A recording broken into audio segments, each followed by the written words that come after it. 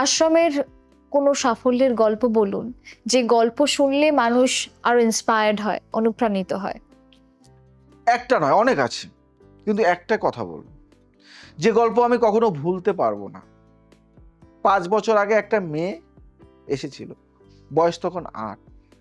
রাস্তায় পাওয়া, বাবা মা কেউ নেই, নামও জানা নেই, শুধু একটা ময়লা জামা গায়ে। আমরা তার নাম রাখলাম আলো, কারণ প্রথম দিন যখন সে একটু হেসেছিল, পুরো ঘর সত্যি আলো হয়ে গিয়েছিল।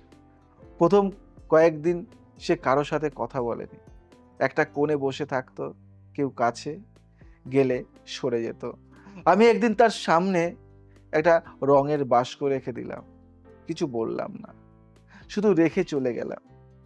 পরের দিন সকালে দেখলাম সে সারা রাত এঁকেছে, একটা বাড়ি, একটা বড় গাছ, নিচে দুটো মানুষ, একজন ছোট, দুজন বড়।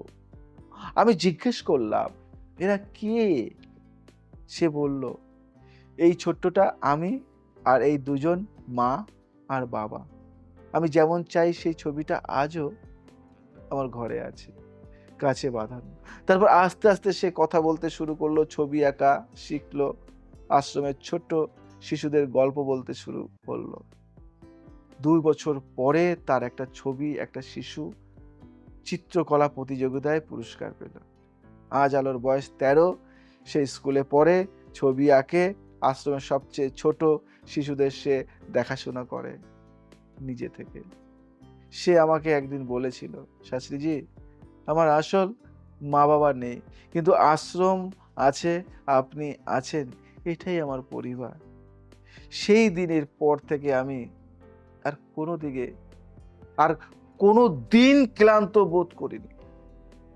সেই দিনের পর থেকে আমি সতেজ।